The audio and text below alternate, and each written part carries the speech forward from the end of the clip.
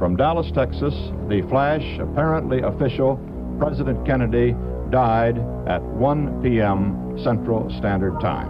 Why are you a conspiracy theorist? And I said, why isn't everybody a goddamn conspiracy theorist? This is the real research. Literally have an alien base, and they are literally communicating. I don't have a whole lot of time. Have you personally had any experience with interdimensional beings? What we're thinking of as aliens, they have infiltrated a lot of aspects of military intelligence. And they are not what they claim to be. We leave you much that is undone. That's one small step for man. There are great ideas undiscovered.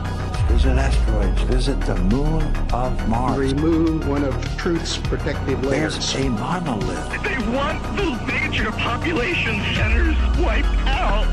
Will you put your left hand on the Bible and swear to God that you walked on the moon? One giant leap for mankind. Because we didn't go there, and that's the way it happened. Those challenges are yours. We don't have time for a meeting of the Flat Earth Society. There are places to go beyond belief. Beyond belief.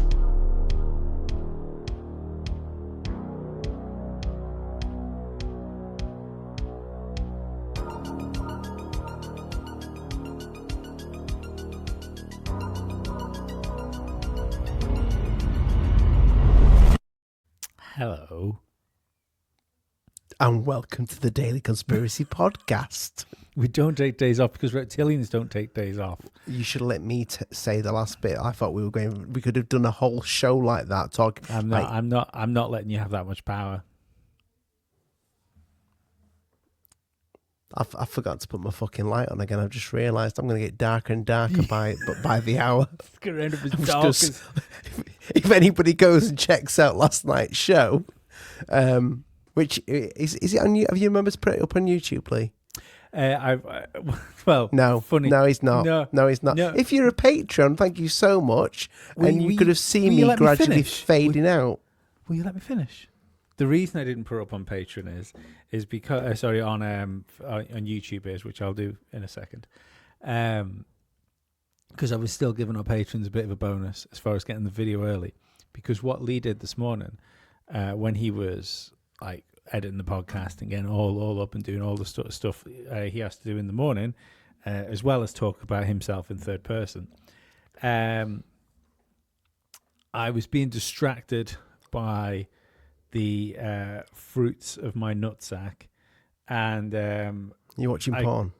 No, not that one. My child, and I clearly forgot to press enter when I uploaded the video to Patreon. So somebody about an hour ago messaged saying, no video today on the Patreon. And I'm thinking, fucking should be.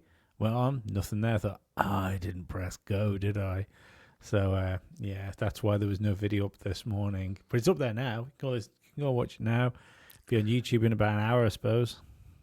I suppose, if you wait till, after the show, wait till you go to bed, before your nightly wank, and then you can press upload. Before or after, because, the Do whole it after. ceremony. Well, the problem is, it's not part of my usual ceremony. Just do it, Lee. Just do it before you sleep. How you doing? I'm all right, mate. Yeah. I suppose it's a good time to actually say to people that if you want to go and join the Patreon camp for $5.99, we'll give you free podcasts. We'll give you a monthly live show, which is rapidly approaching. Is that next week? Is that next Friday? Friday. Is it this Friday? This Friday. We should have been telling people about this. So we should have. We really should have done. I had in my head that the first was next week. This Friday we'll be doing a live stream.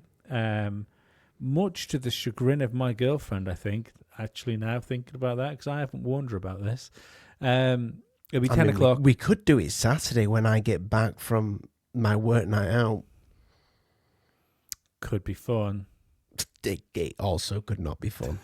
If you want to tune in and watch us, we will be posting the link up probably tomorrow. To be honest, we'll sort the live stream link out on Patreon. It will probably be about 10 o'clock UK time. We're Yeah. going to hit 10 o'clock UK again. So that's just, follow the link. It'll Follow the link. tell you. Yeah. This Friday, 10 o'clock. Be good fun. The last one was really good fun. It was fun. I enjoyed it. And we've got a lot to discuss as well. Also, feel free to give us ideas. Anything you want us doing, as long as it's constructive, we'll do it. Yeah. Well, I mean, the other thing as well is if you want us to talk about this something like a particular conspiracy, especially something that you don't think we'll get to in a podcast, you can always bring it to us there, and we can all have a little chat about it together and work it out. We've been hitting all sorts recently, and guys, you are in for a we've fucking treat. We have got interviews lined up like you wouldn't fucking believe. We've been hitting more things than Ike Turner over the last few weeks. Ike Turner? Tina Turner's husband.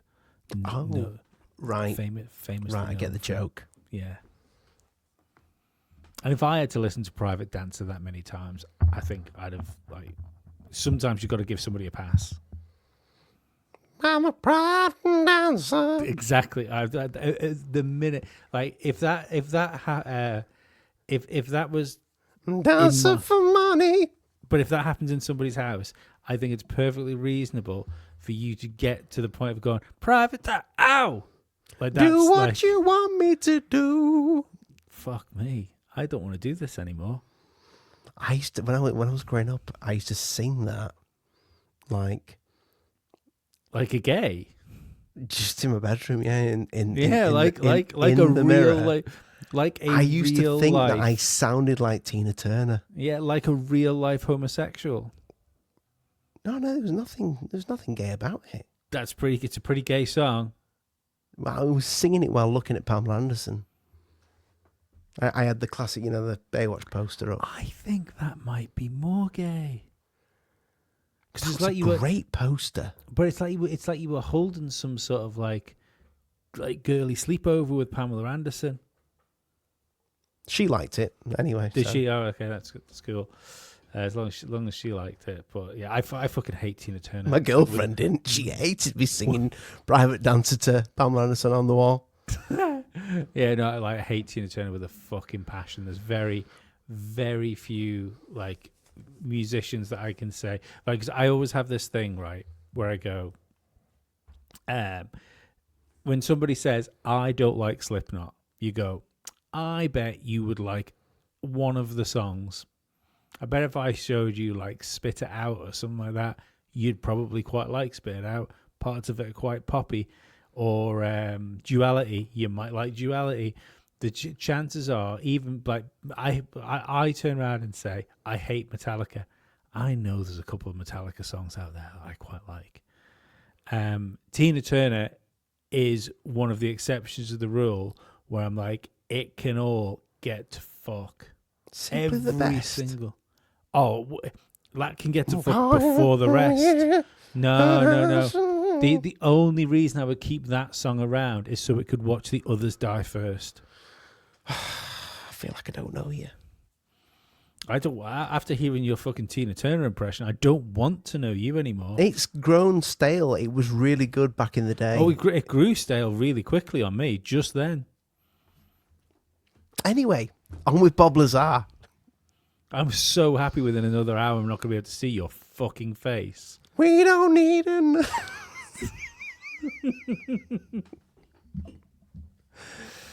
Oh, dear. Oh. There has been an interview. Just quickly, what you were going to say about the hero song. That was my chime in. I remember being involved in a joke album creation, and it was a joke album, as if the BNP, the British Nationalist Party, had released a tribute album, and me and a couple of friends got together and we mocked up a cover for it, and we chose song titles, replacing certain words to make those songs racist. And that one was my one as far as the set list goes. And this is why I was fired. Yes. So there's been an interview, Lee. Bob Lazar has done a recent interview that isn't recent. And no, he did a recent interview in 1997. He did a recent interview in 1997. Yeah. And we've got things to say about it. But before we get into that, because you've not seen it, I'm going to show you the trailer for his new film. And it'll also probably give us a little bit of a rundown for who Bob Lazar is if you've been living in a wishing well. Here we go. Hi, I'm Bob Lazar. In December of 1988, I was hired as a senior staff physicist by a U.S. defense contractor called EG&G Special Projects. I was told that I would be working on an advanced propulsion system out in a remote area of the Nevada test site, known as Area 51. Wanting to protect myself, I decided to go public and reveal the secrets of S4. Well, there's actually 9 flying saucers, flying discs that are out there of extraterrestrial origin. He is not your typical straight-laced science guy. If you wanted to hire a guy who could think out of the box and help solve problems, Bob was probably the best person in the country at the time. He was perfect for it.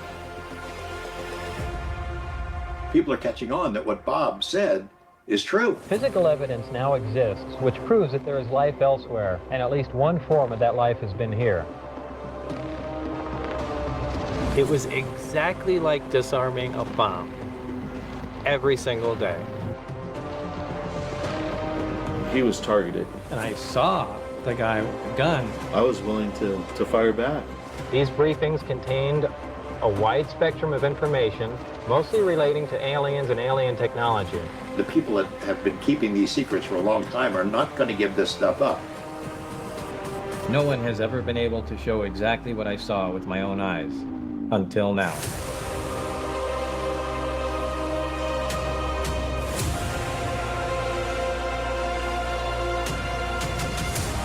The information we're getting now is going to come to an end.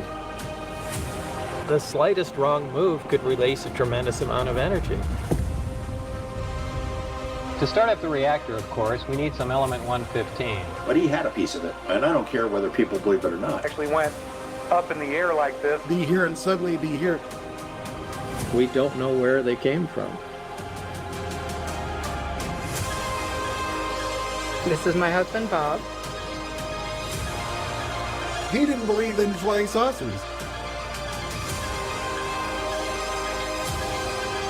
ALSAP becomes ATIP. ATIP gets on the front page of the New York Times. It leads to congressional hearings. It leads to Dave Grush. All the stuff that's unfolding right now traces back to Bob Lazar.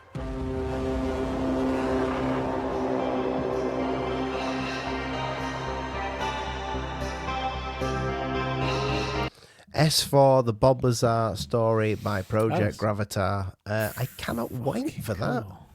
Is it who's mate? Project Gravatar? Is it Project Gravatar? Project Gravatar, yeah. S4, the Bob Lazar story. Okay. And I will be. I'll be investing in that because I cannot wait. Cause we've both said this. We loved Jeremy Corbell's film. Ollie, we are 15 minutes into this show. Yeah. Go turn your light on. Okay. You keep whispering in my ear. I'll keep everybody. I'm fading. You're fading like quicker than my patience. Yeah, that looks really cool. Like, I love the Lazar story. I have this thing when it comes to conspiracy theories where I always think that if something continues to like percolate in the sort of zeitgeist, I think there's actually something to it. I think it's like people seem to think that a conspiracy theory comes along and it just sticks around forever.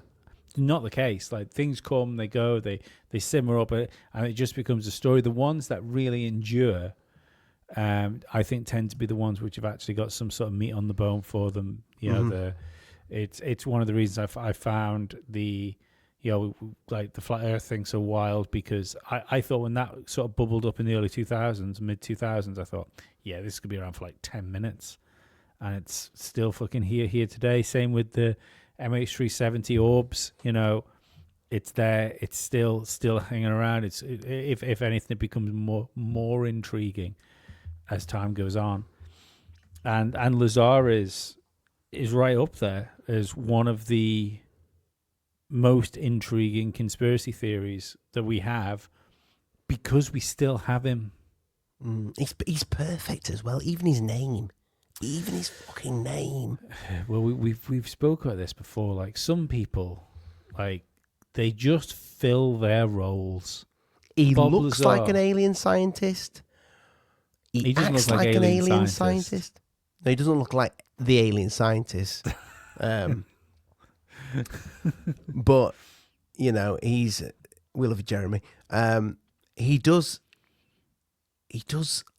the bill. He just fits the bill.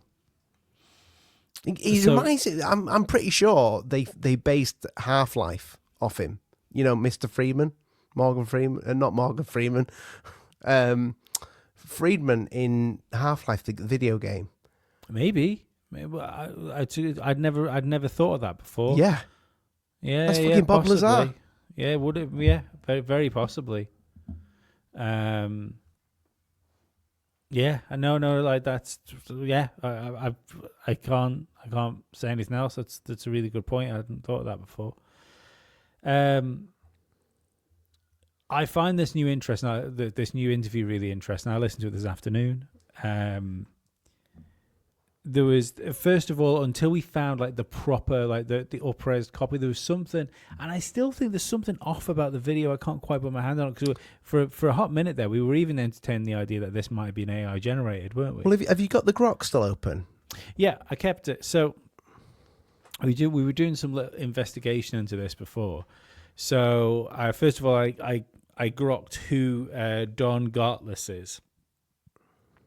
Anyone into like American speedway and drag race and stuff might know who this guy is. I'd never fucking heard of him.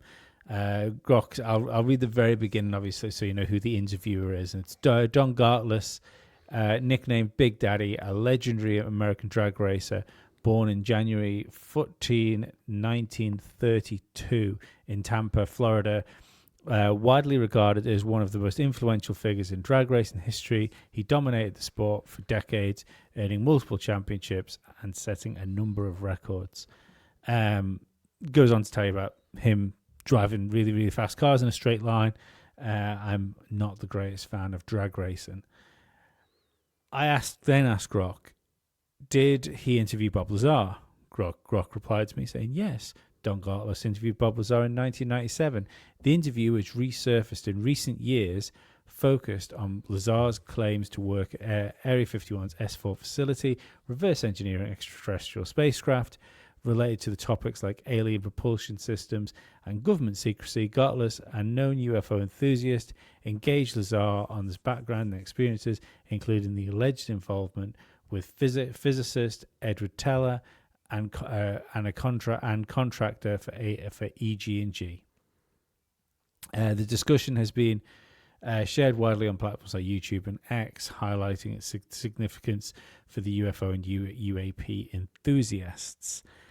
Then I said, when's the earliest record of this interview being aired? Now, bearing in mind, this interview is recorded for ESPN in 1997, so you would have imagined there would have been something around about it beforehand.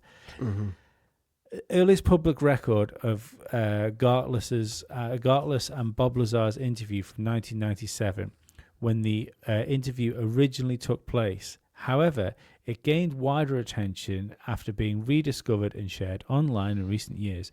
Posts on X and web sources indicate that the remastered version was uploaded to YouTube on April 8th, 2025, and discussion on platforms like Reddit by May the 9th, 2025. While the interview occurred in 1997, no specific date for its initial public release in that year is documented in available sources. I find that fucking wild, Ollie. Look at how much of a good researcher when it comes to making films Jeremy Corbell is. And there's some fucking good bits in this interview. I am surprised that he didn't even get a couple of bits from that. It's not just that. Well, so, I mean, the idea would be, has it just not come out before then? But the Lazar story has been around for so long. Even unless he's done a load of interviews which just never got aired. And this isn't just the only one of like unreleased Bob Lazar interviews. Mate, I thought I'd seen every single one of his interviews. Well, this was what I thought. I thought like the idea that you could say, "Oh, this is a Bob Lazar interview that no one's seen before." Like that strikes me as weird. Also, the UFO community, when I hate saying that, but when the whole Bob Lazar, when Bob Lazar became massive again, even though he's kind of always been the daddy of the UFO thing. He was on Rogan. Some little nerd would have found this and gone, here you go, guys. Check this motherfucker out. Anybody seen this yet? It's like it's been just saved for right now to the build-up of the alien invasion. We're going to get the Bob Lazar film later on this year. We got the new interview that nobody's ever seen. We got that. And it's just like, it's like they save shit. Do you know what I mean? Yeah. I mean, yeah, I can't. We both kind of thought it was AI to start off with, but I'm not so sure now after. Right. Well, the thing is about it being AI is if it was AI, it's like, it's an industry plant AI. And by industry plant, I mean like a government plant, because you can't do like 40-minute fucking sit-down interviews in AI yet. Do you know what I mean? Like I suppose you could like deep fake somebody if you really wanted to, but I think that might be... people do the Joe Rogan interviews, don't they? They do deep fake Joe Rogan interviews. But not with video. Yeah, this looks extremely good, but there's something about it that looks weird. Yeah, so there's something about it feels and looks off, and and that could be just how it's being restored. No, but I think you can see there's something with AI video. Like I think even really good AI video. Yeah, there's something almost dreamlike when you look at it. It's weird. It like hits a different spot in your brain. It's like special effects in movies. Like so, some special effects in movies are so good, but there's something in the back of your mind which pulls you and goes like, this doesn't feel right. Well, there's 2 copies of this out, and the original copy that I showed you, that's the one that's I don't think's been remastered. That's just got a high contrast over it. Yeah. But one thing that I pointed out to you, if you look at Bob Lazar in the older interviews and even newer interviews, that mole that he's got on the side of his face, you can really see it. And also in this new one, you can't really see the mole. You can see a tiny indentation in the crease of his. He's got that classic crease to the mark to his mouth that makes him look like Lazar. He's also got some moles on his neck. Now, the remastered version, it doesn't look like moles. It looks like some sort of. It looks like a dirt or a cut or something like that. But there's something weird with the shirt as well. But listen, we're conspiracy theorists. That could be just because we're looking at really bad film, and maybe it's had some AI upscaling to it. That could be what it is. So here's the weird thing, right? So the original, what we think is the original video you sent me. Yes. It's got half a million views. It was shared by Motor Garage, and it was released 2 months ago. And this claims to be the remastered interview, by the way. which I find wild. Right. Okay. So the high contrast one, they're saying remastered interview. I don't know what exactly how they remastered it, apart from just cranking the saturation up. So it was released on a channel called Motorhead Garage, which has got 2,500 subscribers. So it's not a big YouTube channel. Everything else on this channel has got, like, it's a tiny channel. You know, if you look here, 7 days ago they released a video. It's got 33 views, obviously. Wouldn't have any other, would it? No, it wouldn't. 7 days ago, there's another one with 31 views, 18 views, 11 views. Like these guys are getting like all the fucking traction of a nonce in a fucking playground, and yet they've got this Bob Lazar interview now, which is approaching 500,000 views for them. Yeah. But so this is what I don't get. I don't think this is the remastered version. I think no, because there's two, and it's on the same channel. So it's got Bob Lazar unseen interview with Don Gartlett, 1997, right, and then this is the question then, Ollie. If they've put this interview out themselves somehow they've got the fucking that they've got this to put out for people. Why have they put both versions out? Well, they obviously felt like they wanted to get some extra views and remaster one of them. It would make no sense to split it, though, would it? I mean, I think it's odd. This has happened before. Here we go. So sorry to put in, Ollie. I'm on the chat channel here. So there's Motorhead Garage, 2.18 thousand subscribers, absolutely fucking no views, all that sort of stuff. Pinned comment 4 days ago. Believe it or not, this interview sat in an archive room amid thousands of other tapes all this time, barely remembered. A new employee tasked with transforming the old tapes to digital dug this up.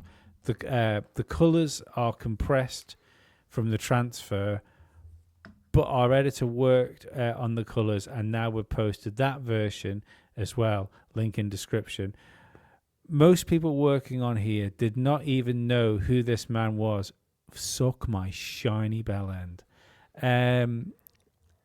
It has been so cool to hear people talk and see this interview for the first when it first aired. We are currently working to see what else is hidden in our archive room. Says a fucking garage which can't scratch fucking 40 views together on a video. There is they might have the Epstein files, like, you know. Come on, give them some credit. Like, the fact that this turned around and said, believe it or not, this interview was sat in our archive room. Do you know what? I don't believe you. I don't believe you. Do you think it was given to them? Put this out, guys. Fucking feels like it, doesn't it? Bang this out. Get the views. So this is what I was sign this say. Disclosure.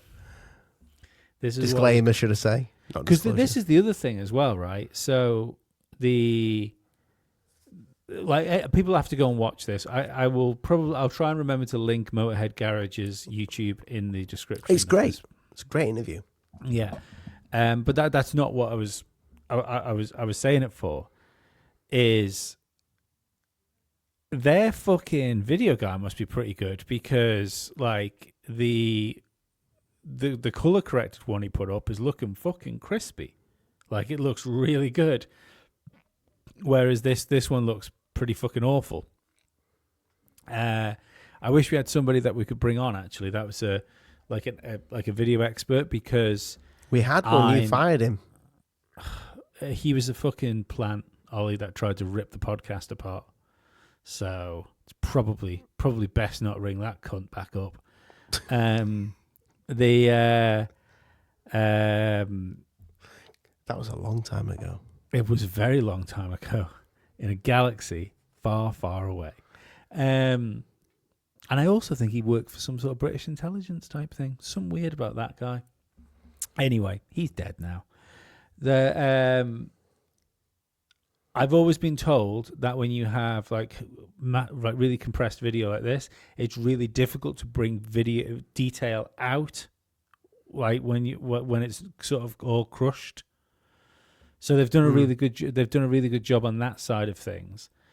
But do you know what? Right, if I was going to put a video out of something, and I was going to try and make it seem like it's a thing now, I put a shitty version out than the good version.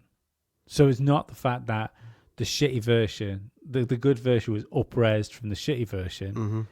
It means that the good version's there, and I fucking crushed it down to make it look worse, to give because they both back each other up, don't they? Mm-hmm. What's this? It's the remastered version.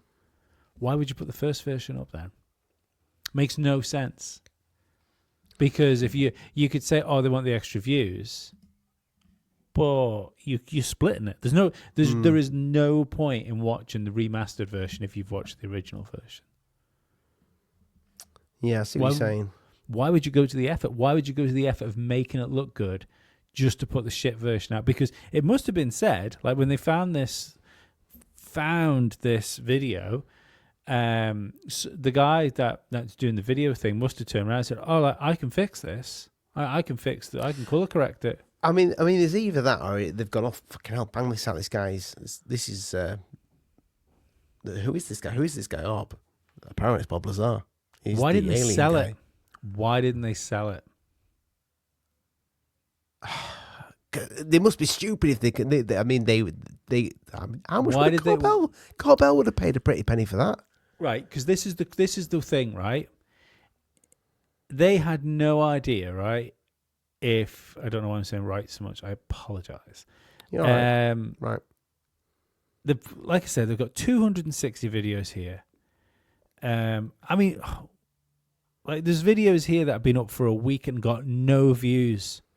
Nobody is interested in Jeep suspension, it turns out.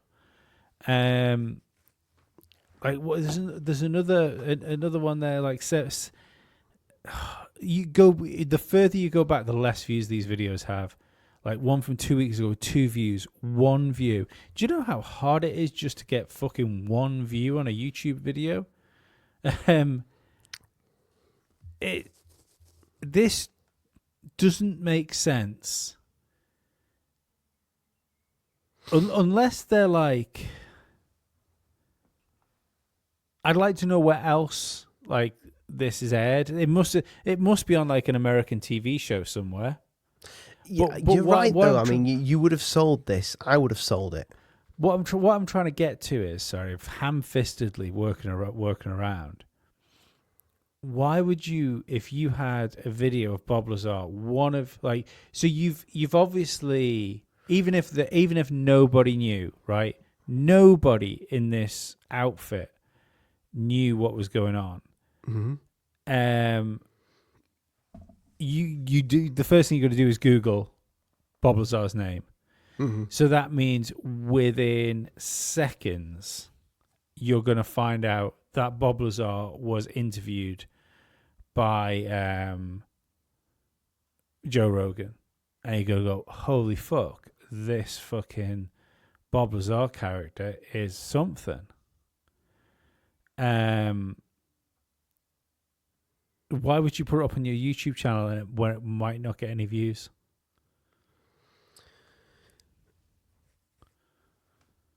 There's no guarantee that there's just. I see what you're saying there. I see what you're saying. I mean, it seems a silly thing to do. It seems. I mean, it worked. They got 500,000 views. I mean, oh my God, Oliver. What have you found? How long ago did this video resurface? 3 months ago. How old's this YouTube channel? Fuck my dick. No. Yes. The oldest video, which has got 17 views, is 4 months old. That's the first video that's put up 4 months ago. Oh my God. I feel like Mick West. So this YouTube channel has been up.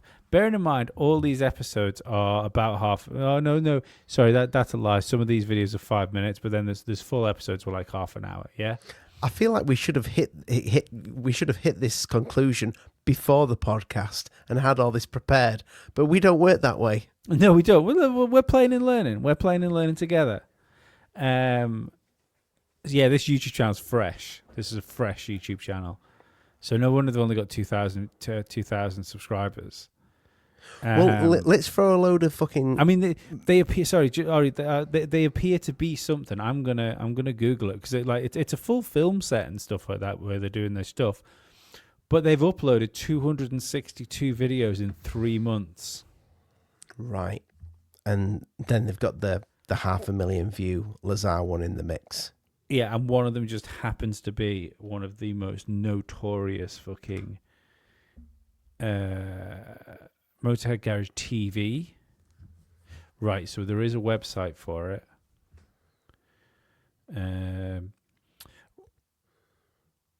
I feel like I'm on Alien Addicts again. This is, my nipples. Right, so they're apparently a real garage that does like parts and stuff. So whether you drive a car, a truck, a motorcycle, or even a race car, Motorhead Garage is the, all capitals, destination for finding the latest aftermarket parts and accessories.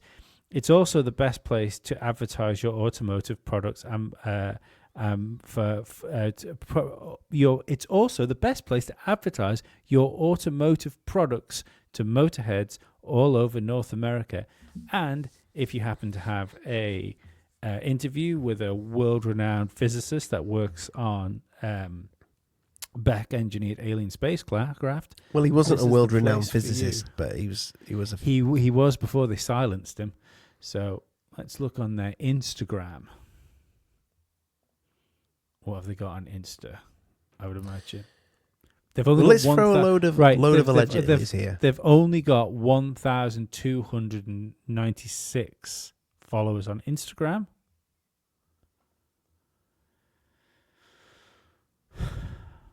This is odd. These guys are odd. It is odd. But I don't blame these guys because if I had a YouTube, say if I had a video on how to making, I don't know, pottery, plates, Tupperware, whatever, I don't know. I'm making these things, Tupperware's plastic, not pottery, but anyway, I'm making these things, and then all of a sudden someone said, "Oh, there's a Bob Lazar tape here. Can you just say you found it on your shelf? Maybe your dad's best mate gave it to your dad to hold on to, and you just happen to bang it out. We'll promote your business. We'll make sure your business, I'll be like, okay. Someone needs to fill me in here. Like, let me know in the comments of this episode if you know more about copyright on websites and stuff like this. Because at the bottom of their website it says copyright Masters Entertainment Group Motorhead, copyright 2025. I would like to know if this website is this year as well. Interesting. This is. I don't think you know all the UFO people that we used to hang around with. Mm-hmm. I don't think they have come to this conclusion. I think they've skipped straight over this and just gone, oh, it's just a Bob Lazar interview that's just happened to pop up. Look at what's happening, people. Look at this build up. And it has been a massive build. It slowed down, and we're getting that calm before the storm, and then all of a sudden we're going to get a new Bob Lazar film that comes out. I think this yearly. That new summer. There you go, Lee. There you go, you little angel. There you go. Just for your eyes, because, well, and if you're watching on YouTube, that's when it comes out. That's when it comes out, this new Bob Lazar film. And we've just so happened to get the new Bob Lazar interview. So what I found is the parent company that own Motorhead I feel like Garage, we should play some clips from this interview. Yeah, but the parent company that owns Motorhead Garages it's showing slightly better. It's got 32,000 subscribers on YouTube, and Motorhead Garage appears to have started in 2024. I believe, yeah, it seems to have started in 2024.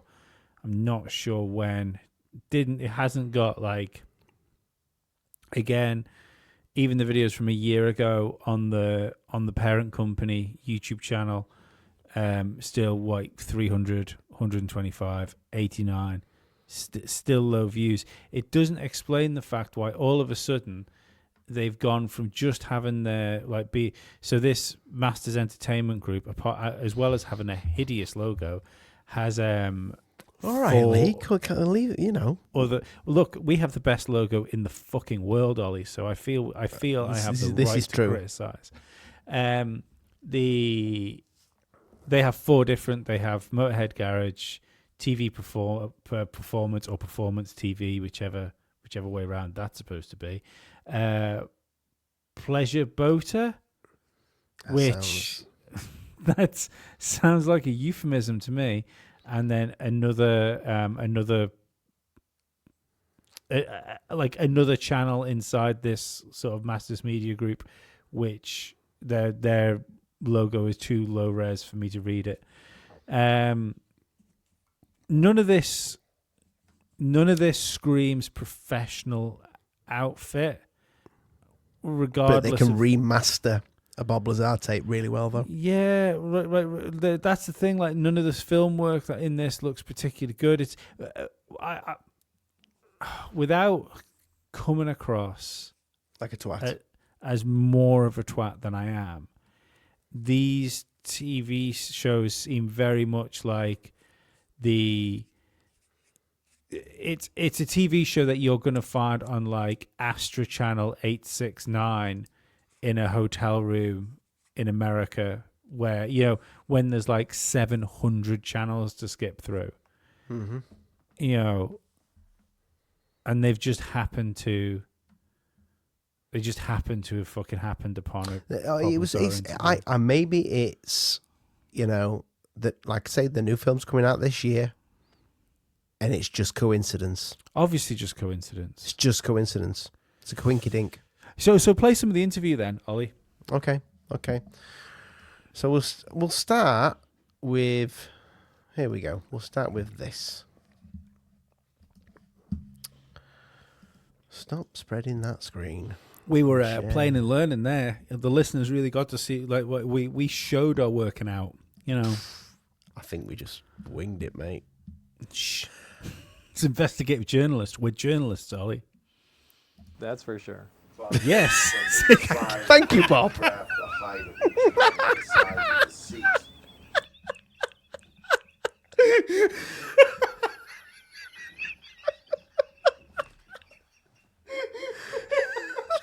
Just fucking Bob, you genius. Do you know what, Ollie? We could have discussed that, and we could have practiced it for 6-7 fucking hours, and we would have never done it that good. And unfortunately, I leant back so hard when I laughed there, I've broke my chair.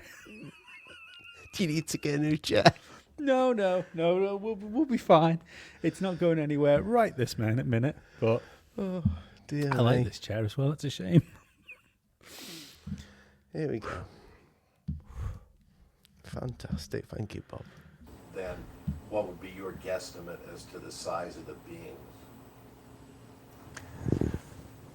Judging from the seat and judging from the height of the ceiling, I can't get it any louder. The being's height probably couldn't have exceeded 4 feet. That's tops, because when you walk into the craft, you're hunched all the way over. In fact, you have to practically crawl in, but you're hunched all the way over until you come up to the center of the craft. So it's certainly nothing our size. More probably half our size. 3.5 feet would be more realistic. And the seats are smaller. Oh, yeah. Well, you've heard, here's another another area that's always been strange. You've heard all about these abductions. Everybody's talking about they've been abducted. What is your opinion on the abduction stories? Personally, I don't believe them, but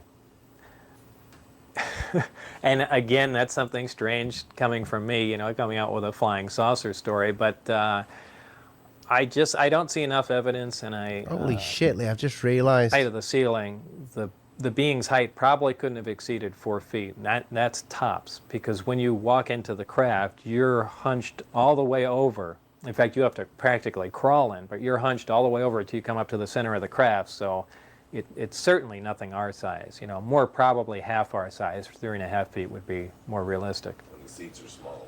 Oh, yeah. Well, you've heard, here's another. That's that bit. You know, when because we were doing some research on this before, and in the remaster, that exact bit was cut. Do you remember the cut where it went blank, and then you saw him nodding? Yeah, that was that bit. So that just goes to show that, you know, sometimes we're just full of shit.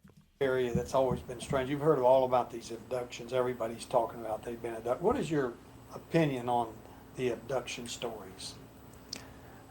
Personally, I don't believe them, but and again, that's something strange coming from me, you know, coming out with a flying saucer story, but I don't see enough evidence, and yeah, it's just a gut feeling. I could be completely wrong, but I just have a hard time with most of them. And if in fact, you know, they did occur, there might be one or two that may have actually occurred, you know, with reference to Betty and Barney Hill, who were a couple in the 60s who claimed the first abduction. A great case that we need to cover, the Betty and Barney Hill case. You know what I've just realised, Lee. I wonder why this might have been put to bed. I'll tell you why. There is a bit in this when he speaks about the Billy Myers. I'm just trying to find that now. I've got that in my little trinkets.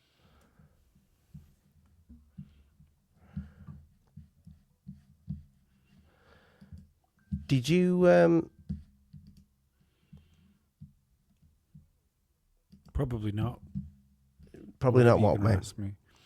You were going to ask me if I did something. I'm just saying probably not. No, I've got that many Bob Lazars open from the same fucking thing. I wish I could name them. I'll find it. With Bob. A bit dripping with Bob's dripping. Yeah, it's a pretty wild interview, but there is a bit in there where he speaks about the Billy Myers flying saucer. Now we've interviewed what's he called? We interrogated Michael Horn. We didn't. We did interrogate Michael. We are sorry for that. We'll make up to you one day. You know, for that. I understand why you had to go to a Pilates class halfway through the interview, because we're twats. But the Billy Myers thing's pretty wild, isn't it? We've seen all his different flying saucers, but then there's that one really good one. And that does look like the sports model. Yeah. So maybe Billy Myers did see one good flying saucer, and then he's like, I ain't going to see any more. I need to make them. Yeah, well, I've thought that before. Is like maybe he took a maybe he saw a flying saucer. Maybe he took photographs and videos of it. He then got like a bit of recognition because it was such a good photograph or video, whichever one happens to be the one. Mm-hmm. And like then all the film crews go away, and he's once again a one-armed man living on his own in the middle of a fucking mountain. Like I'd start making UFOs as well. Yeah, I mean, the amount of people that went to hang around with him that live there still to this day. He's got a cult. It's a cult. He formed a cult through that. That's well done. Well fucking done, Billy. Really? He's got one arm. Well, I mean, the top and bottom of it is let's call a spade a small shovel. when you have a cult and you're the main man of that cult, like, how to word this? The cult leaders tend to have exceptionally clean penises. Do they really?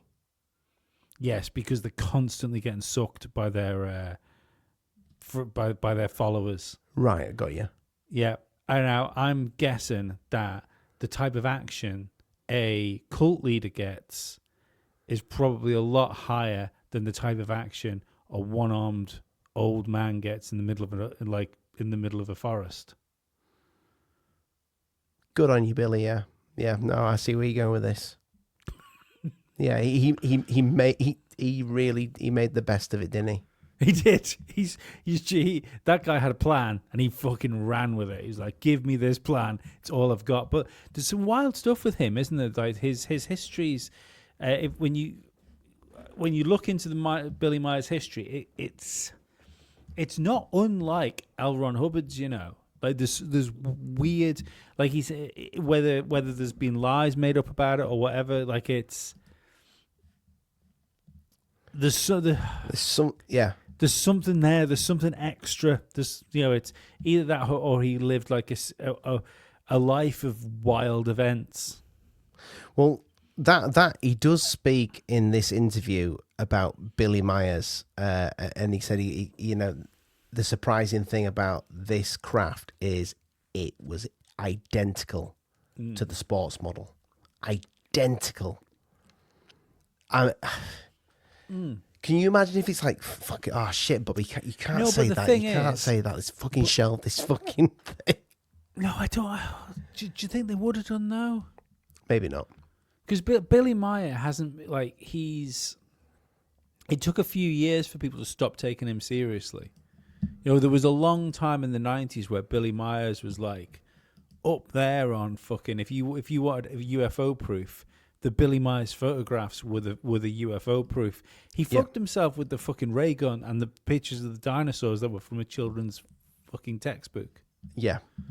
That did not, like, history has shown that did not fucking turn out well. There's an interesting. I'm going to play a piece in this, which is talking about Bob Lazar actually getting into trouble almost. Just let me put this in order. God, I'm no good at this, Lee. I really am no good at this. I know you know. You're just gonna have to let me off, audience. Constantly the worst part of your own life. I could do it on the PC. I just can't seem to do it very well on the Mac. There we go. Here we go. So this is exactly the same software. But I understand how the problem could arise. You're still using Chrome, yeah? I get your point.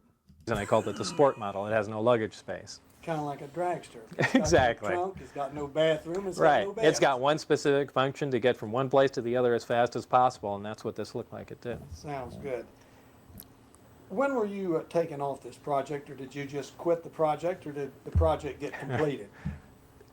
Now we're into a long story. I never specifically quit. A problem formed, and I don't know if you want to go into a long dissertation here, but it was. I really don't know how to explain it. A problem formed from. You took some people out to see the craft fly. Well, I had taken some people out there, but that wasn't where the problem had stemmed from. The problem was before that, because of all the time I was keeping this quiet from my family and friends, everything. A lot of times I had to leave during the night. At the time, my wife obviously thought that I was running around with someone. Now, I had given permission during a lot of the security clearances to monitor my telephone, my mail, everything. I gave written permission for that. And as months went by, my wife started having an affair. Now, they were monitoring this and knew about it, but I didn't. And because they saw potential for an emotional instability, they didn't want anyone, they wanted the situation to resolve itself. So they stopped me from coming out to work. some time went by, and then I began to get a little concerned that now I have all this information. They don't want me coming out there anymore. And this is when I started to bring a couple of friends out to show them what was going on in case something actually happened to me. And then we got caught going out there. So it was just a terrible chain of events that occurred, and eventually I just wound up not going there. 70227. Hello? I'm in the middle of an interview. Bye. Handle that well. Yeah. That's the size of the craft. And there's, I mean, I heard you and you jokingly said to Nick, because a lot of people made allegations of Lazar doing something to his wife, his ex-wife. Yeah, well, people accused him of murdering her, didn't they? They did, which with nothing to back it up other than the fact that his wife was having an affair. Now, I've always flip-flopped with the Bob Lazar story. I lean now more into your corner where I think Bob was there. He did something there. I don't think the guy killed his wife, but I think they could have used all that stuff to discredit him. You know, the fact that they messed around with his past. I think his past has been covered up. But at the same time, that there is this part of me now that is wondering.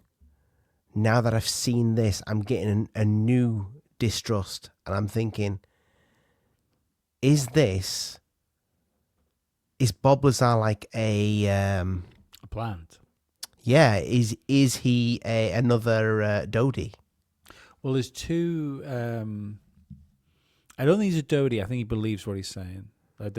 One thing I did this evening, just quickly, but while I was having something to eat before we came on here, I watched two different body analysts, like the body language analysts, analyze the second Bob Lazar interview. You know, the one where he's in the hotel room. Yes. Both came out saying like, look, he very well might be lying, but if he's lying, he believes it. Yeah. They both of them did. And then I've watched one before as well from there used to be a body language specialist. I can't remember what she calls herself now. She used to be called Bombard Body Language, and great name. Yeah, well, it's Bombard. It was her surname, I think. that's why. But like, she's great. She was one of my favorites. And because I fancy myself, if I'm honest, like I've always been interested in body language. And I fancy myself as having like a little, like a half an idea about it. I know like quite a lot of the cues and stuff. And like she believed him as well, which I found pretty wild. But if he's a Dodie, this is the thing. So he was originally discredited fairly well. You know, like Stanton Friedman, because like. I know this is sacrilege of the UFO thing. I think Stanton Friedman was fucking totally a plant. Really? Like, yeah. No, I don't think so. 100%. He was that's the reason why he don't pushed. Give me your fucking 100%. Give me at least a 50. Would you like to know why he's a plant? Because why? He pushed fake Majestic 12 documents. And he crucified Bob Lazar at any available opportunity. He did crucify Bob Lazar. I agree with that. And he pushed fake documents, provably fake documents. Such a like lovely. I think cuddly Stanton's a man, Dodie. though. I think Stanton's fucking like level 10 Dodie. But anyway, regardless of the Dodian. They discredit Bob, so I don't think he's always a plan. Mm-hmm. But it's at some point during this tactic change when it comes to UFOs, where it was like because people would turn around and say, oh well, they're using UFOs to hide like hyper advanced tech. Well, they weren't 7 or 8 years ago. Do you know what I mean? They weren't, or 10 years ago, they weren't doing that. 10 years ago, they were still playing the X-Files theme when anything to do with UFOs came on. They were still saying it was fucking, like, reflections off clouds and fucking swamp gas and anything else you could possibly blame balls of fucking light and shiny silver things in the sky they were blaming on.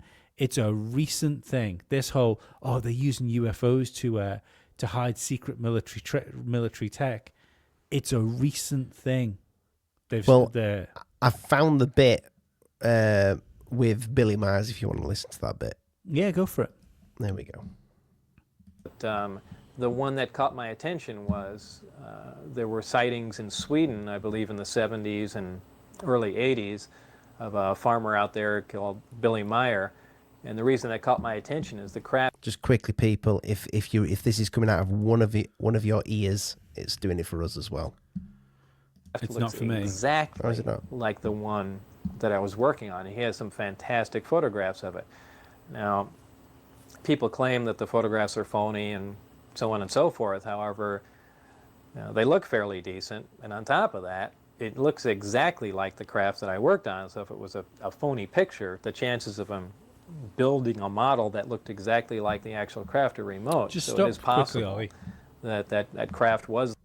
You see, the problem with what Bob's saying there, and this is what I would disagree with the Billy Myers thing, is that the sport model was classic UFO. That's like they came from Mars, black and white, Pulp Fiction UFO stuff. It's not like him saying, it's exactly what I saw. It's not like the flat-topped silver disc UFO was exclusively created by Bob Lazar. I know what you're saying. Been around for a long time. So I find that weird. I find that weird that he said, how could he possibly do this? When everybody tried to recreate it. Everybody tried to recreate these flying saucers. Like the people doing it all over America when they were chucking plates and shit up in the air and trying to take pictures of like it. That really famous one, isn't it? With the one of the disc over the roof, and I'm pretty sure that's just someone that's thrown a hubcap in the air. Do you remember Flight of the Navigator? Yes. The film. Do you remember the scene at the beginning of the film where you see that disc floating in the air, and then all of a sudden, dog catches it? It's a frisbee. Yes. Yeah. Flight of the Navigator. I loved Flight of the Navigator when I was a kid. It is one of the most boring films ever made. What? Like one of the worst children's movies of all time. Oh, fuck you. Have you watched it recently? I tried to, I fell asleep. Nothing happens in it. What do you mean nothing happens? A kid falls down a ditch? Kid falls down a ditch, hops in a spaceship, he takes him for a ride, he takes him back home. End of movie. No, he also went to like an Area 51 place when he was still bullshit. Still older. I think they're remaking that apparently. And the steps. Go look at the steps, people. The steps oh God, those steps. There's a conspiracy right there. Those fucking steps with that symbol on them. Yeah, it's not one of the nice symbols either, people. No, it's not one of the We're not nice like nice symbols. hieroglyphics here. It's that. Well, the boy one. The boy symbol, yeah, on the steps. Mm-hmm. Weird. Got a final clip to play from this, and then I have a fucking banger, Lee, that you haven't seen yet. I don't think you've seen it anyway. Probably when you're asleep.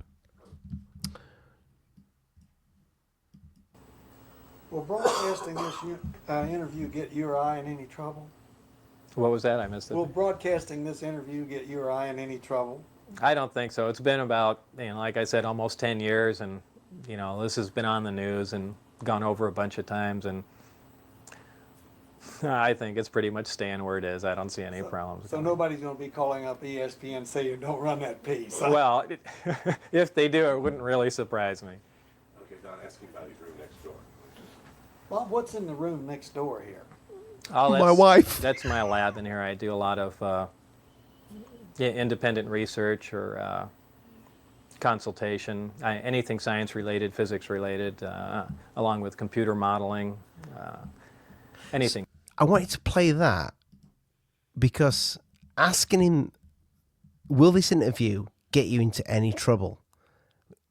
Like nothing like that I haven't got into before. But that interview's never been played. So I know we're saying, and what we're kind of implying now, that this interview has been put out because there's a build up to this, either maybe disclosure or whatever. Mm-hmm. But maybe there's another reason why this interview wasn't played. Maybe there's something in this interview that we haven't quite put his finger. I need to watch it again. I think there's a couple of things that jumped out to me. Was how, because this can't be long after his first interviews, right? No. Right. He was so in with this being alien spacecraft. Mm-hmm. Whereas the interviews he did with what's his name? Rogan. No. Corbell? Corbell's mate. No, yeah, his mate. Knapp. Yeah. The interviews he did with Knapp. He always kind of, he came to the door of saying they're aliens, but he would always kind of back away from it a little bit. Mm-hmm.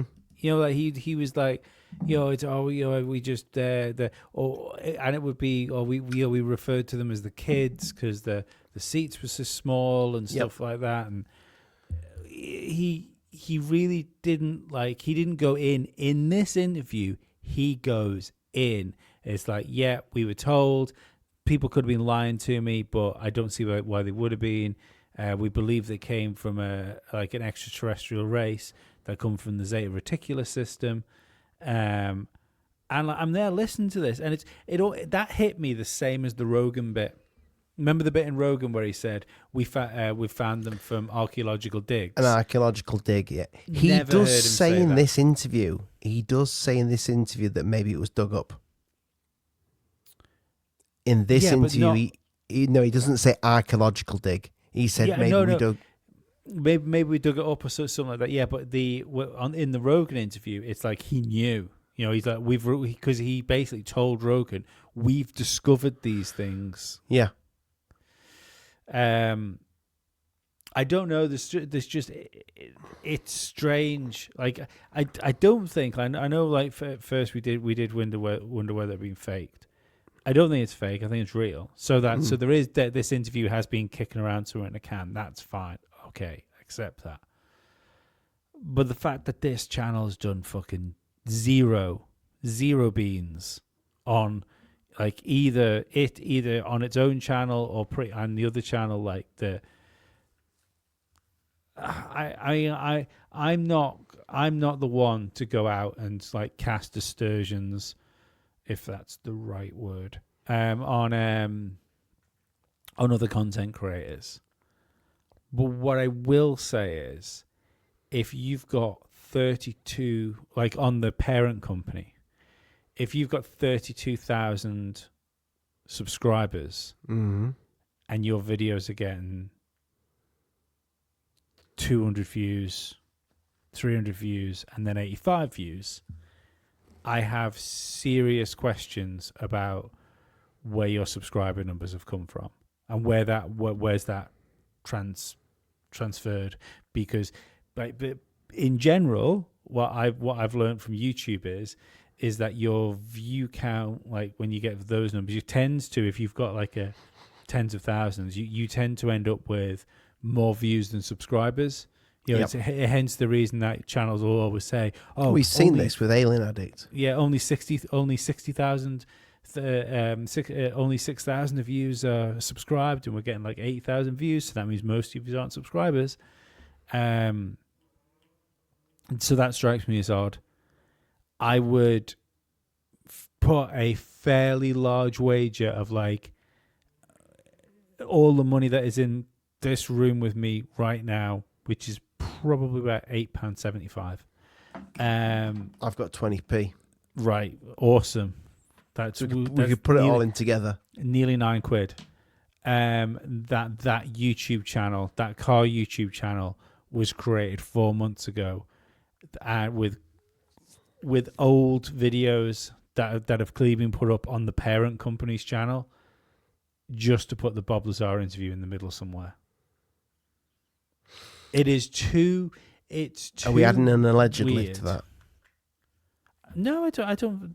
That's not liable. I just think it's too. I know what you're saying, maybe. Like, it's too coincidental that 4 months ago they started a YouTube channel, and 2 months ago, 4 months ago they started a YouTube channel, and a month into starting their own YouTube channel, they find a video of an interview with Bob Lazar. And any time now, because it says the summer, the new Bob Lazar movie drops. Weird. Like, don't get me wrong. What the fuck does it mean? And what the fuck difference does it make? It makes no difference, and I don't know what it means. But it's just it's these things where you look into these things, you scratch the surface slightly, you go, oh look, loads of coincidences. That's a coincidence. There always seems to be coincidences. Another coincidence. Well, do you want to hear Bob Lazar talking about Jesus and aliens? Always. Here we go. This is not from that interview, but this is a different clip. And this is it's actually a channel I'm subscribed to. I was going to get him on the show years ago, Lee, when we were running Alien Addict. We was in discussions. So this is Sling and Stone. I've seen this channel before. Yeah. Right, here we go. Any Christian who believes Bob Lazar's story better think again, because here he is caught lying about religion and the Bible, saying Jesus is an extraterrestrial, and by the end of this video, you'll see how this leads to New Age occult teachings. There is an extremely classified document dealing with religion, and it's about that thick. And that they had something to do with different prophets and biblical figures? Yes. Supposedly, Jesus and two other beings were genetically engineered. They were implanted in people on Earth in biblical times, and their births were closely monitored. I found out that Mary, Jesus' mother, she was also born of a virgin. This is in the Apocrypha text. So she was also planted here, extraterrestrial. We can't trust everything that Bob Lazar says. He denies that Jesus is the Son of God, and the Bible tells us that anyone who does that has the spirit of Antichrist. I'd not seen that clip. I think I've seen that. Oh, I'd forgotten about it. But why? But I wanted to bring that up because we've seen him on Joe Rogan. We've seen him on the Jeremy Corbell documentary. We've I listened to him on Secure Team 10. He interviewed him just before Joe Rogan did.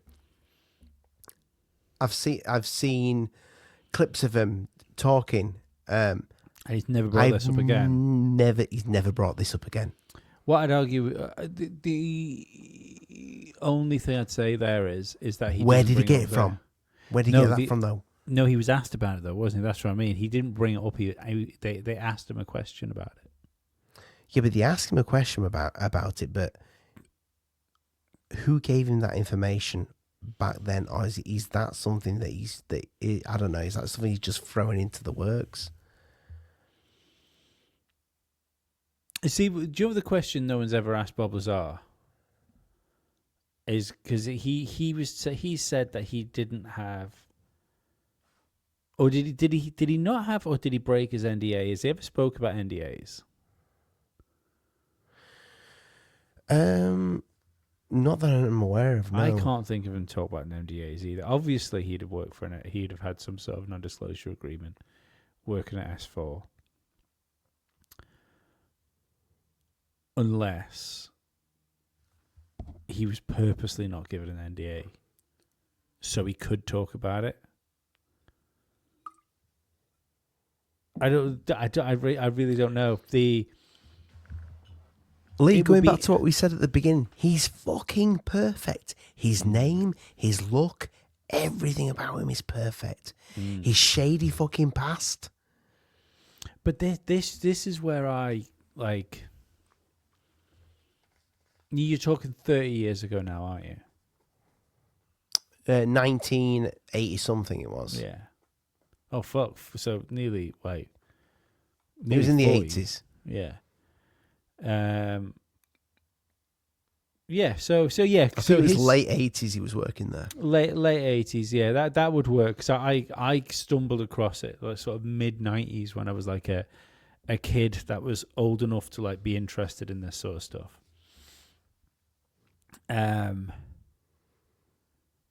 So there's two.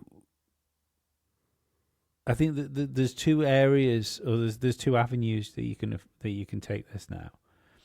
So either Bob Lazar and the Bob Lazar story was a planted story that was put out there. If it was a planted story that was put out there, that means they discredited him on purpose in order to give it that clandestine feel to it, and just said to him, "You just keep going, you keep rolling, regardless of whatever." But that would suggest that they knew in 40 years' time that they were going to dig up the Lazar story again and give him some credibility. This is what we spoke about, though, Lee. We spoke about why would these people play the long game? Humans are selfish. Why do they play the long game? So the second avenue is that the Lazar story is true. He got out. He's, whether it's element 115 or something else, has been his dead man switch. Maybe if Lazar doesn't go to George Knapp and get his story out there, maybe Lazar doesn't live much longer. Maybe in an alternative universe he decided to keep quiet, and then the next thing is he's driving down the road at 80 miles an hour one day and his brakes don't work anymore, or one of his fucking jet cars that he tries to make blow up explodes. Yeah, that would have been an easy way to get rid of him. It would have been a very easy way to get rid of him. But either of these stories have the uncomfortable conclusion that at some point in the future, well into the future, he would be promoted again. Because it's not just like going on Rogan's fine, and I'm still one of those people that I do not believe Rogan's a plant. Do I believe misinformation is being put out through Rogan? 100%. Like, I'm sure Rogan's talked himself, actually, the fact that he's had people come onto his show and halfway through the interview he's kind of like, "You're a fucking spook. I know why you're here." Well, you reckon he's actually said that to them? No. He said it himself on the show. That he's had people come on, and halfway through the interview, he's realized that they're like. I think I remember CIA. hearing him say this. Yeah. I think he said it to Thinking Marcel. Was it? No, it was Lex Friedman. He said it, but he said it a couple of times. Yeah. He said it a couple of times. So I just don't. I don't believe the Lazar story was leaked in the 80s to start being used now. If it is, we're really fucked, because this is like this plan is fucking massive. I found it interesting what he said about the in this interview, and rather than me bring it up, I'll just you guys go check it out for yourself. But when he spoke about the different models and the garage interview guy, excuse me, he said, what were they all the same? And he says no, they weren't the same, but they all had the same workings. As far as he's aware, he only worked on one of them, the sports model. But he said they all had the same sort of technology. So were they manufactured in the same? Did they all have the same manufacturer? Is that how they were made? But one thing that popped into my head today, we've heard Bob Lazar speak about the door mechanism. He spoke about that, the way the door kind of like opened with this sort of how do you describe it, honeycomb, and he said that's the only thing that you could tell how it kind of like, I can see how that would work. But he mentioned those three kind of gravitational moving things in the bottom part of it.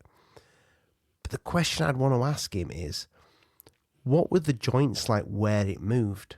Because he said the whole thing was like injection molded, yeah? But he said that those gravitational... what were they on? I like that. Nobody's asked him that. No. I would, if he was speaking, I would, and what are they? Are they fucking ball sockets? Are they like yeah? Are they exactly? Yeah, have they got like wishbone suspension type stuff hanging off them? Are they like this mic? How did they move? Was there how a joint? They attached? Yeah. How were they attached? Or was it just moving metal, like liquid metal? How was that? Because he said the whole thing was injection molded. He explained the door. I believe he said he couldn't really get into. He had a peek into the rooftop, but he could. That wasn't his part where the roof was, because it was 3 floors. The bottom bit is where these gravitational things were, and he's never talked about the joints. Yeah, that's really. I'd never thought about that sort of thing. There's a lot of like.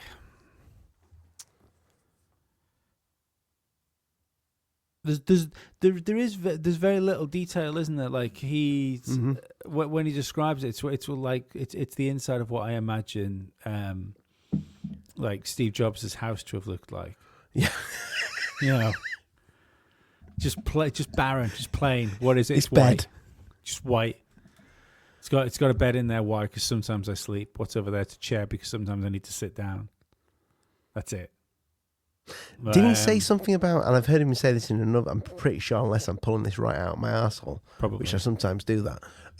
But didn't he say something about just sticking stuff in it? The screen, the craft going transparent, so you could see through it. Yeah.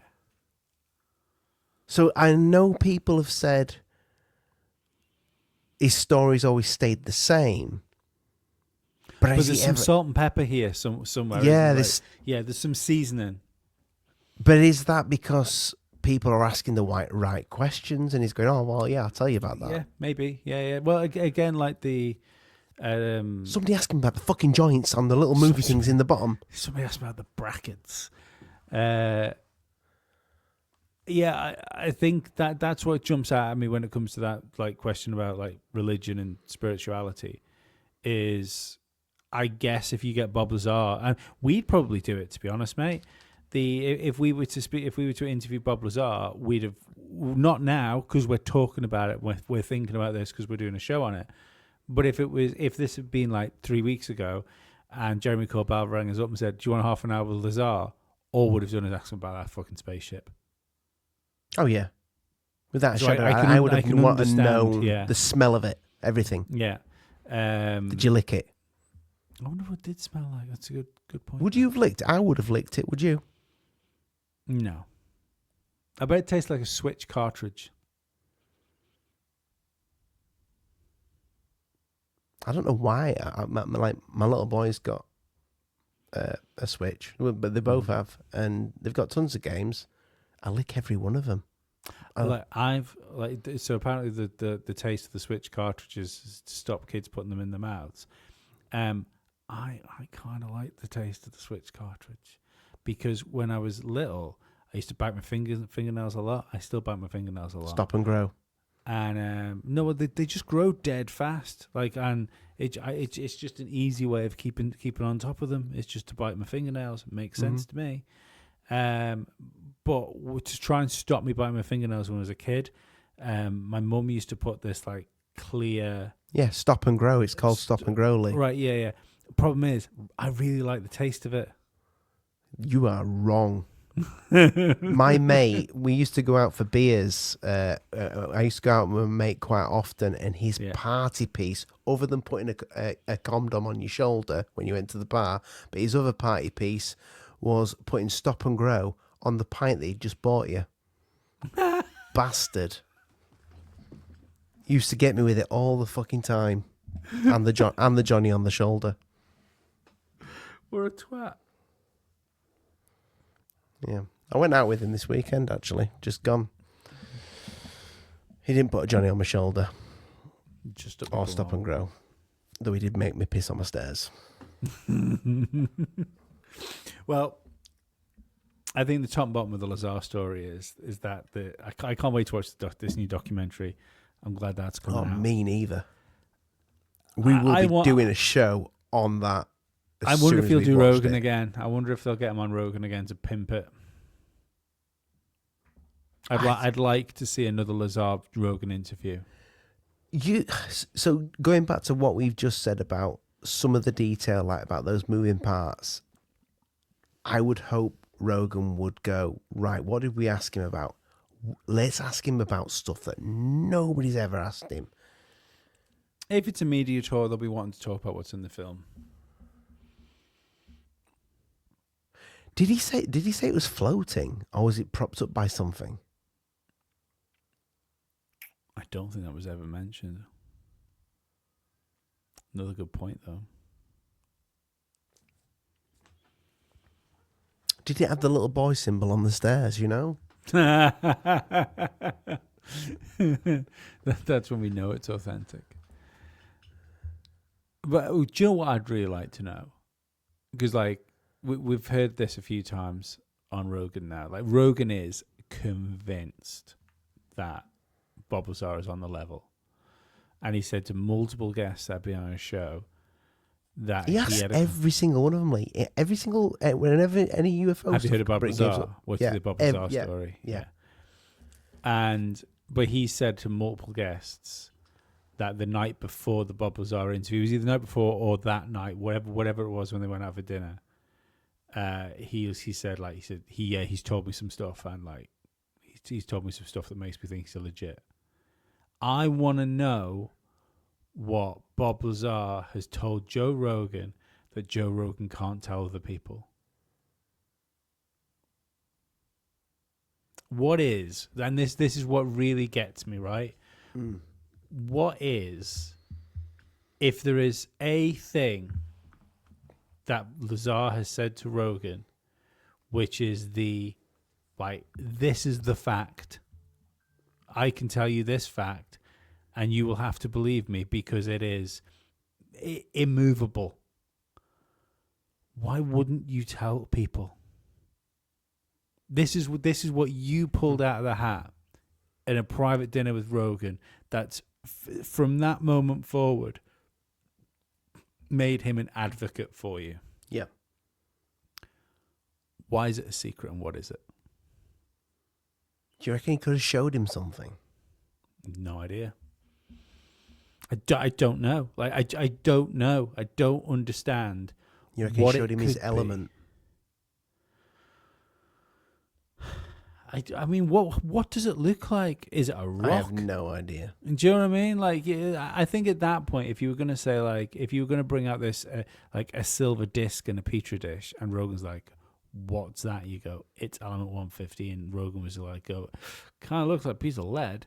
Yeah, I don't know how far that would go. It has to be something that is I don't think he should. By the way, I don't think he showed him something. I think he told him something. Yeah, I think. I think he's even said that.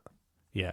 So the only reason that would be secret is if one or two things. First of all, it's NDA'd, so you like he shouldn't tell anyone. But obviously, you know, if you've sworn somebody to secrecy, and I tell you what, that's one thing for someone that's on the this, like I'm a big anti person, as people would have noticed from my tweet today.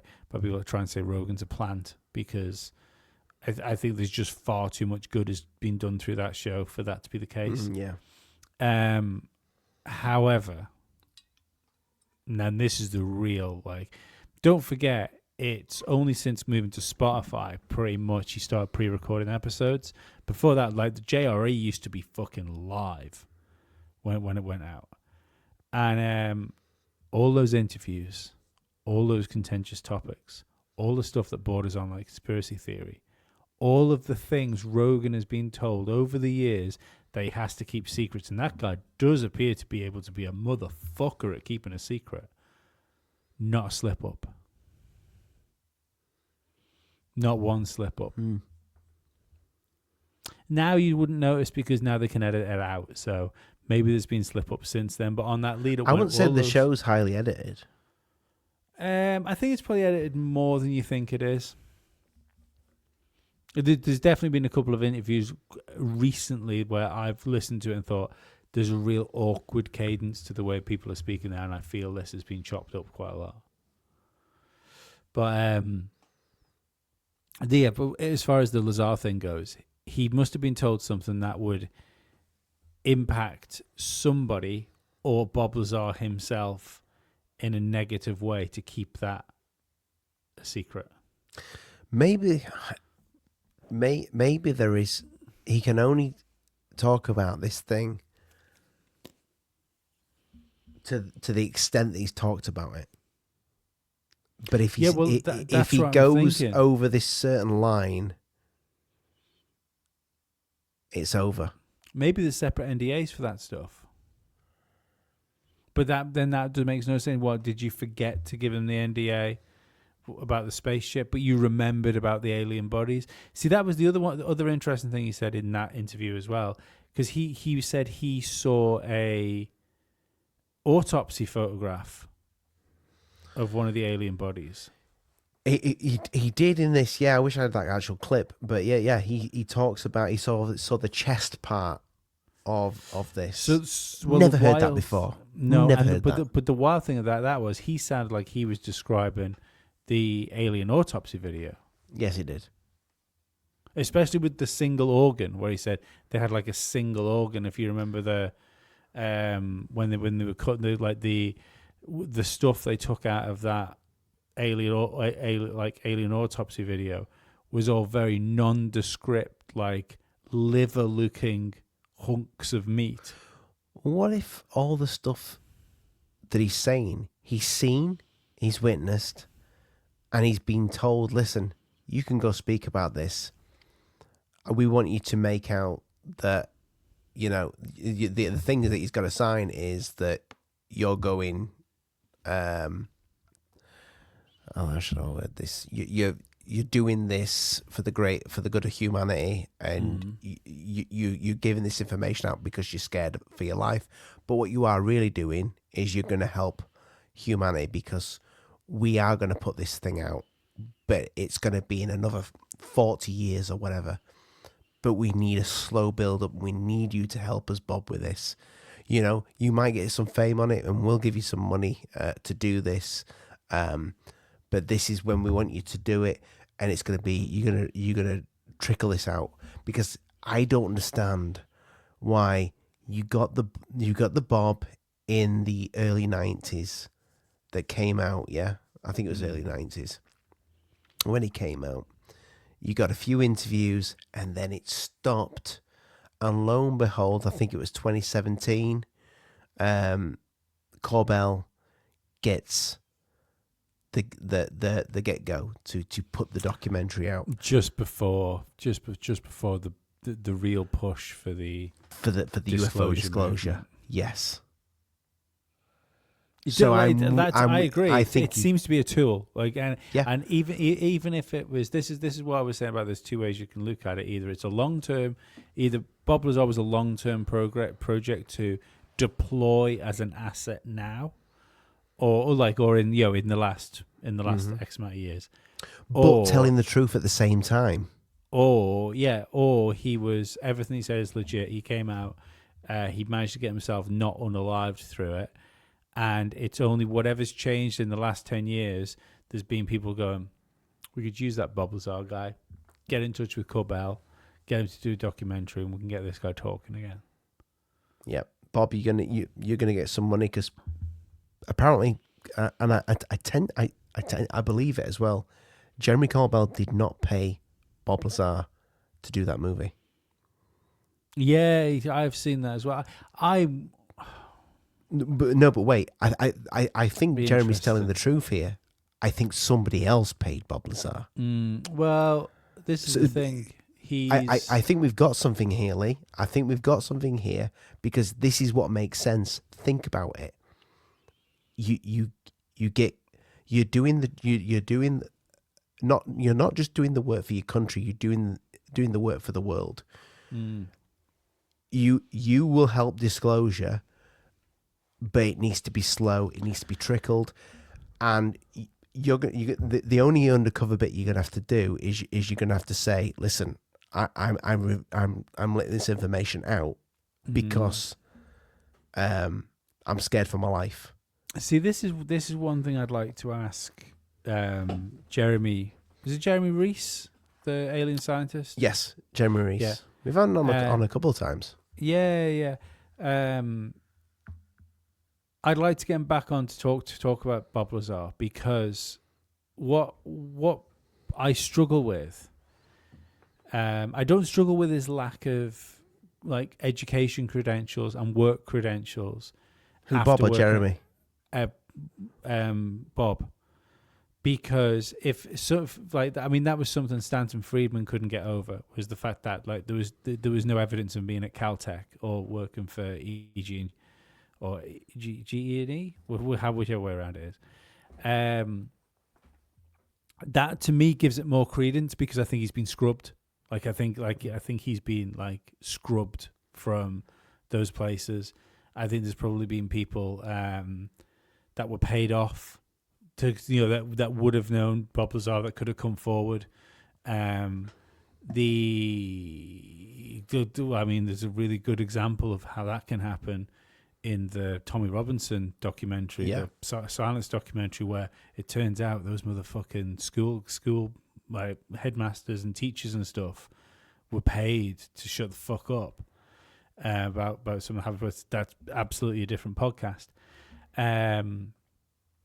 So these people could have been paid to just conveniently forget who Bob Lazar was.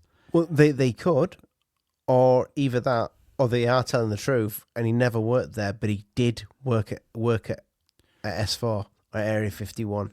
Yeah, and they fucked up because they thought shit. We didn't think that far ahead. Yeah, but this is my issue with that. So he runs his own company now called United Nuclear, his own lab. So where's the money coming from for this?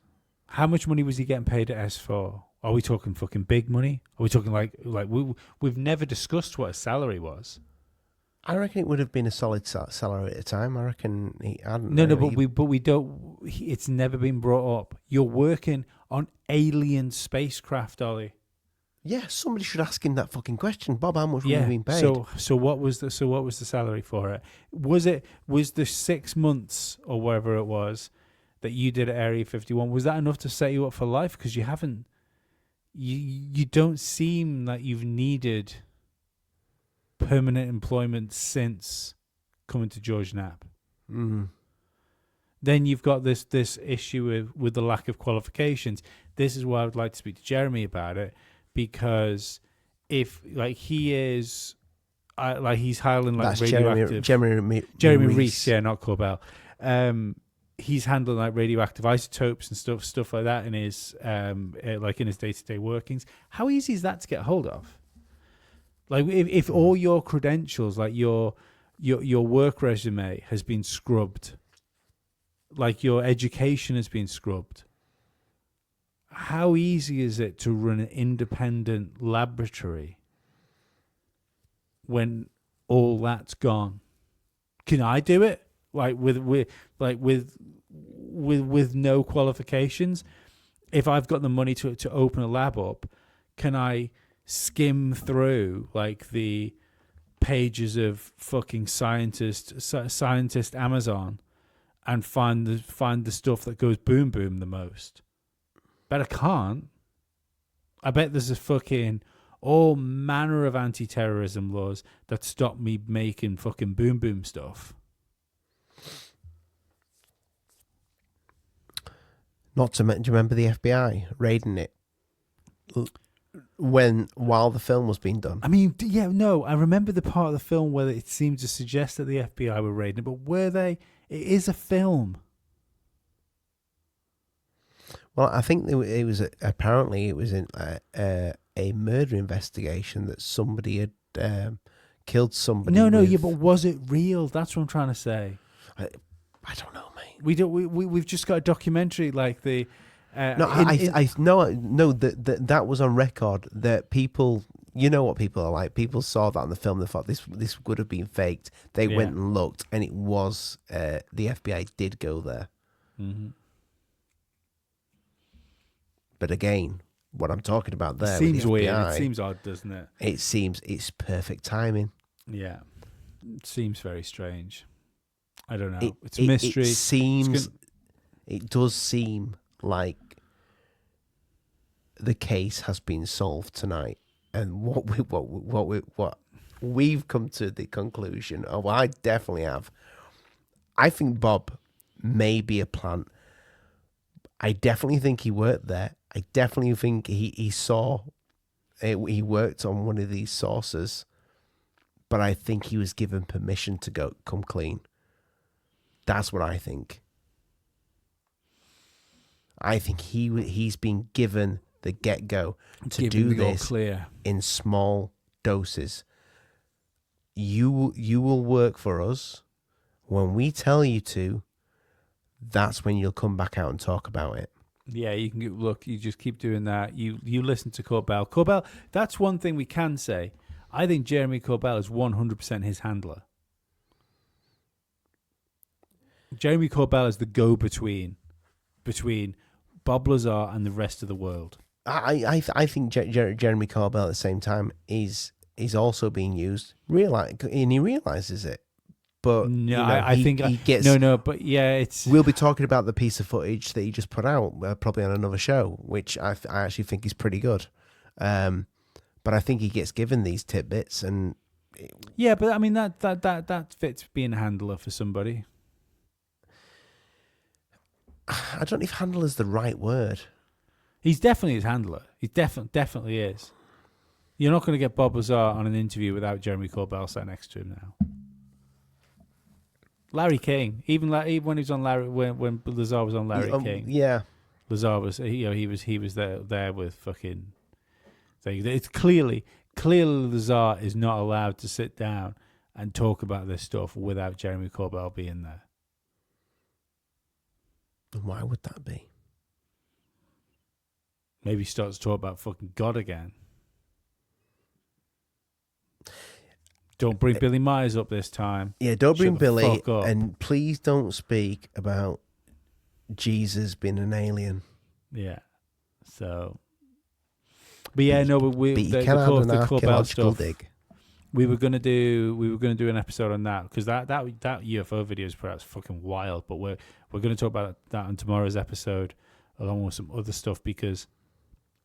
I thought this is why when I was saying to you before we start the show that we needed to lead with the I didn't realize how much we could talk about this. Yeah, I thought this is a show in itself. I could go for another 2 hours. Yeah, it's just like we've never done a show we've never done a show just talking about Bob Lazar before, just Lazar, which is weird. So I'm glad we did it. If you've got this far in the show, guys, please do the thing. Like it on whatever platform you're listening to us on. If you can leave a review on it, even better still, leave the review or a comment. We need the comments on both Spotify and Apple Podcasts. Apple Podcast loves comments, loves it. Can you leave comments on Apple Podcast? Sorry, Spotify. I'm going to say. Yeah, you can't on Apple Podcasts, but you can leave a 5-star review. You can leave a review on Spotify. On Spotify and Apple Podcasts, but the comments on Spotify are very important. That's what I was trying to say. As I said at the top of the podcast, we read them all. Well, I do like the. I like most. You don't of like them all. No, I do. I like most of them get a like. Some of them don't get a like. If you haven't got a like, I wonder why. But yeah, like I like reading the comments, so please leave more. As I said at the top of the show, the patron's there. Go and sign up to the patron. The merch is also in the description of this podcast if you want a Daily Conspiracy Podcast t-shirt. We will be live on Friday just for our patrons. Nipples hard, assholes lubed. So make sure you come and join us for that. Is there anything else I need to say, Ollie?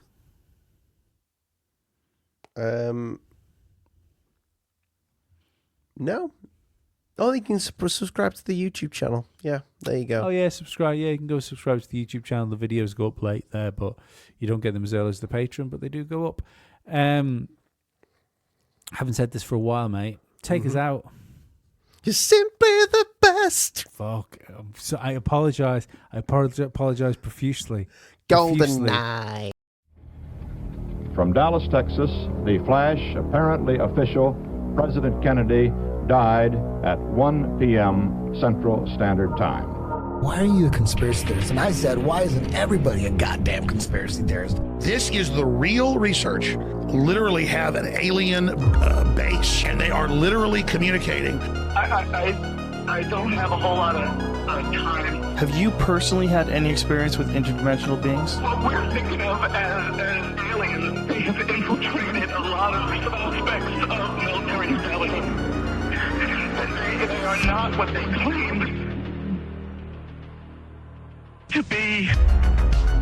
We leave you much that is undone. That's one small step for man.